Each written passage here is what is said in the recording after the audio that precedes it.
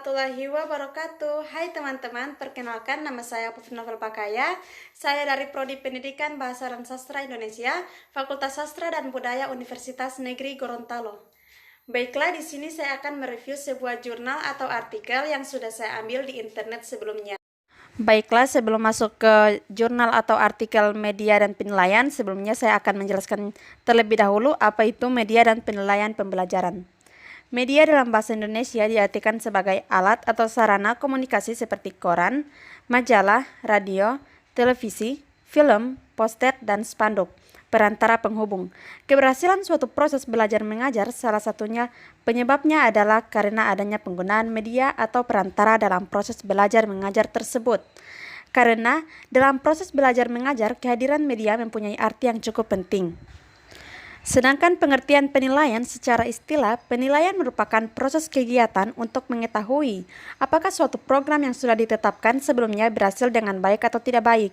Agar mengetahui informasi mengenai penilaian tersebut, digunakan pengukuran baik itu menggunakan instrumen tes maupun non-tes. Baik, kita masuk ke jurnal atau artikel media dan penilaian yang ditulis oleh Umi Rahmawati dan Suwarsi Madia. Dengan judul artikel, Pengembangan Webcast sebagai Media Instruksional Membaca SMA Negeri 1 Muntilan. Adapun alasan dilakukannya sebuah penelitian ini karena berdasarkan standar kompetensi lulusan, siswa mampu memahami teks interpersonal dan transaksional, baik teks formal maupun informal. Selain itu, dalam kurikulum 2013, proses belajar mengajar dilaksanakan secara tematik integratif dan memerlukan sumber belajar otentik. Pada kenyataannya, para siswa hanya memiliki sedikit kesempatan untuk memperoleh materi pembelajaran otentik dan beragam jenis teks membaca.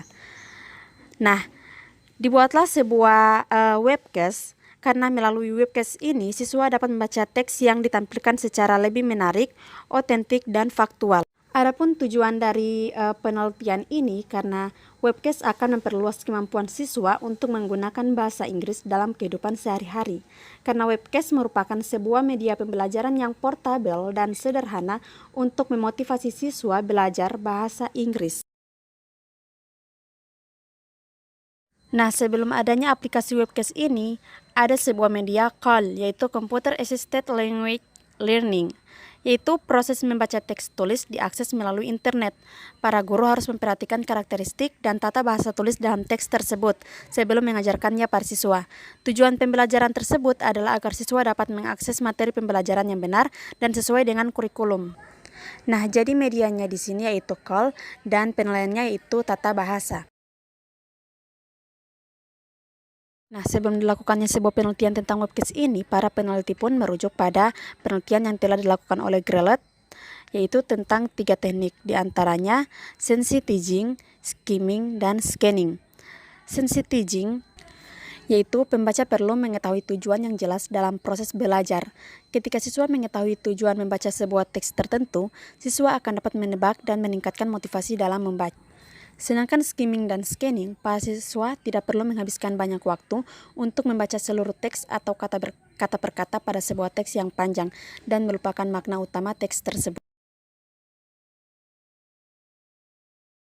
Setelah peneliti merujuk pada penelitian yang telah dilakukan oleh Grelet, mereka menemukan nilai kebaruan, yaitu adanya sebuah aplikasi webcast atau aplikasi yang dapat memotivasi para siswa untuk membuat pertanyaan, membuat hipotesis, dan memberikan pemahaman baru pada siswa lain. Nah, webcast ini merupakan sebuah media pembelajaran berangkat dari sebuah kasus terdiri atas 4 proses, yaitu yang pertama, proses awal adalah mengidentifikasi pertanyaan untuk memperoleh jawaban benar. Guru membuat jawaban sesuai dengan tugas dan materi diajarkan dalam webcast tersebut. Yang kedua, untuk menjawab pertanyaan dalam webcast tersebut, guru mengidentifikasi sumber-sumber yang sesuai dengan kaya akan pengetahuan. Yang ketiga, memanipulasi sumber-sumber pembelajaran adalah langkah yang harus dilakukan oleh guru. Proses ini dilakukan untuk meyakinkan bahwa informasi benar dan dibutuhkan untuk menyelesaikan tugas siswa. Yang keempat, guru menyusun jawaban dari tugas dalam webcast tersebut. Jawaban direfleksikan kembali dengan pertanyaan dalam webcast. Guru juga perlu menyusun jawaban benar sebelum mereka memberikan respon terhadap hasil kerja siswa. Adapun metode yang dilakukan sebuah penelitian ini menggunakan metode R&D atau penelitian dan pengembangan. Pengembangan webcast dilaksanakan melalui 3 tahapan utama, yakni analisis kebutuhan, pengembangan pokok, dan uji coba. Setelah mereview artikel tersebut, saya beralih ke artikel teman saya, yaitu pengembangan media pembelajaran berupa buletin dalam buku saku untuk pembelajaran IPA terpadu.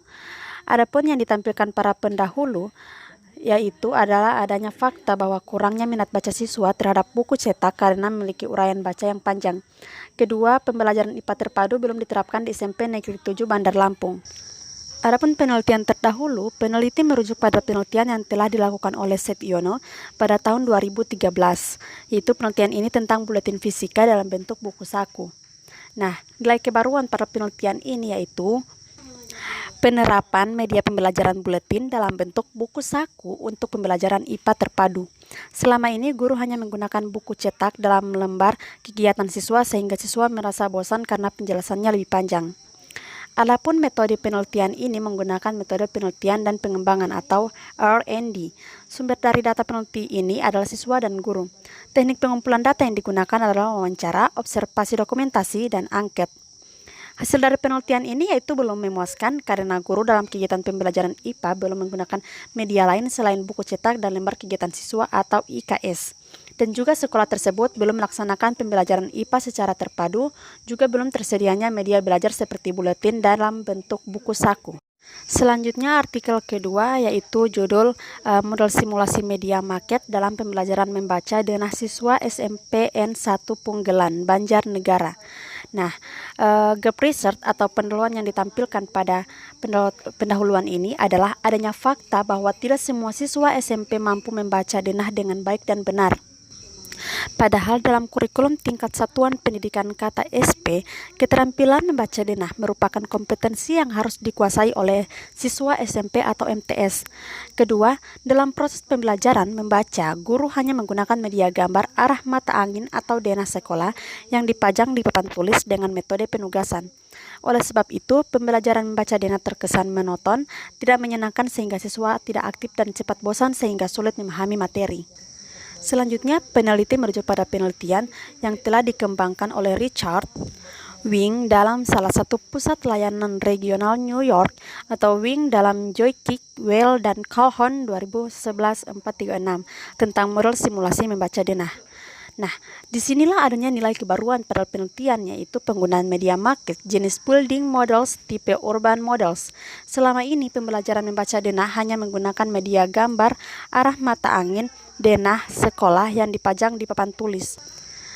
Metode yang digunakan dalam penelitian ini menggunakan pendekatan kualitatif yang berjenis penelitian tindak kelas atau PTK atau Classroom Action Research yang terdiri atas 2 siklus tindakan dengan tahapan perencanaan, pelaksanaan, evaluasi, dan refleksi. Adapun hasil dan pembahasan ini, penggunaan media market melalui model simulasi terbukti dapat meningkatkan kualitas hasil pembelajaran membaca denah. Peningkatan hasil dibuktikan dengan adanya peningkatan nilai hasil tes kemampuan membaca denah dengan nilai rata-rata dari siklus 1 ke siklus 2. Mengalami peningkatan sebesar 13,41 yaitu dari 73 dengan kategori sedang menjadi 86,41 termasuk pada kategori tinggi. Selain itu, jumlah siswa yang lulus KKM juga mengalami peningkatan sebesar 37,93% yaitu dari 12 siswa atau 41,38% menjadi 23 siswa yaitu 79,31%. Selanjutnya review dari metode pembelajaran. Di sini saya mengambil sebuah review artikel dari teman saya yaitu dengan judul metode pembelajaran berbasis game untuk meningkatkan keterampilan membaca dan menulis aksara Jawa. Di sini yang ditampilkan pada pendahuluan adalah adanya fakta bahwa pembelajaran membaca aksara Jawa monoton, padahal pembelajaran membaca sangat penting bagi perkembangan literasi. Kedua, pengajar aksara Jawa belum ada yang memadai. Selanjutnya, state of the art atau penelitian terdahulu. Peneliti merujuk pada penelitian yang telah dilakukan oleh Slavin pada tahun 2011. Penelitian ini tentang TGT. Selanjutnya, mereka menemukan nilai kebaruan pada penelitian ini yaitu penerapan metode pembelajaran membaca berbasis game pada pembelajaran membaca aksara Jawa. Selama ini pembelajaran membaca aksara Jawa menggunakan metode konvensional. Walaupun yang dipelajari adalah aksara Jawa, tetapi bukan berarti tidak bisa dipadukan dengan metode pembelajaran modern. Metode yang dilakukan metode penelitian ini yaitu adalah kualitatif. Sumber data dari penelitian ini adalah pengasuh, anak asuh, dan dokumen. Teknik pengumpulan data yang digunakan adalah wawancara, observasi, dokumentasi, dan tes. Teknik analisis data yang digunakan adalah model interaktif. Nah, terus hasil setelah penelitian ini sangat memuaskan karena banyak anak yang memahami sistem pembelajaran menggunakan metode permainan edukatif ini, dan pengamatan selama pengajaran banyak anak-anak senang dengan program ini. Metode pembelajaran alfabet Jawa berdasarkan permainan edukatif sangat efektif untuk melatih membaca dan menulis karakter Jawa karena anak-anak lebih antusias dan cenderung ingin tahu tentang permainan yang disampaikan dan tidak membosankan bahkan ketika membahas materi pelajaran. Baik, selanjutnya ada sebuah artikel lagi yaitu dengan judul Keefektifan Model Pembelajaran Reciprocal Teaching dalam Kemampuan Membaca Memahami Siswa Kelas 11 IPA SMA Negeri 11 Makassar. Nah, di sini yang ditampilkan di pendahuluan adalah fakta bahwa di SMA Negeri 11 Makassar, siswa belum dapat membaca bahasa Jerman dengan lancar. Kedua, siswa masih belum dapat memahami bahasa Jerman dengan lancar. Nah, peneliti terdahulu ini merujuk pada penelitian yang dilakukan oleh Widya Stuti dalam penelitiannya bahwa kemampuan membaca siswa SMA memahami teks bahasa Jerman siswa kelas 11 IPA SMA Negeri 1 Makassar tergolong rendah. Nah, adanya nilai kebaruan pada penelitian ini yaitu penerapan metode pembelajaran membaca menggunakan metode reciprocal teaching atau pengajaran terbalik. Metode ini merupakan salah satu model pengajaran yang menekankan pada pemahaman dalam membaca. Sebelumnya, metode yang digunakan adalah metode biasa, yaitu di mana guru menjelaskan dan siswa yang mendengarkan, sehingga tidak semua siswa dapat fokus dengan penjelasan guru. Hanya sebagian kecil yang paham dengan apa yang guru jelaskan. Metode penelitian ini menggunakan dua variabel, yaitu variabel bebas dan variabel terikat. Variabel bebas menggunakan model pembelajaran reciprocal teaching, sedangkan variabel terikat adalah keterampilan membaca bahasa Jerman siswa kelas 11 IPA SMA Negeri 11 Makassar. Dalam penelitian ini digunakan dua kelas, yaitu kelas eksperimen dan kelas kontrol. Kelas eksperimen berjumlah 36 siswa dan kontrol berjumlah 35 orang. Kelas eksperimen menggunakan metode reciprocal teaching dalam kemampuan membaca memahami bahasa Jerman, sedangkan kelas kontrol tidak diajar dengan menggunakan model pengajaran terbalik atau reciprocal teaching. Dalam penelitian ini, pembelajaran dilakukan selama 4 kali pertemuan setelah dilakukan pretest. Nah, hasil penelitian dapat dikatakan berhasil karena siswa tertarik dengan metode yang diterapkan, serta nilai siswa yang pada awalnya rendah setelah diterapkan metode reciprocal teaching ini dan dilakukan ujian, nilai siswa mengalami peningkatan dengan nilai rata-rata 63,55 dengan nilai tertinggi 81 dan rendah 50. Baiklah, itulah hasil review dari tiap-tiap artikel. Mohon maaf bila ada kata-kata yang salah. Semoga video ini bermanfaat bagi kita semua. Billahi taufiq wal hidayah. Wassalamualaikum warahmatullahi wabarakatuh.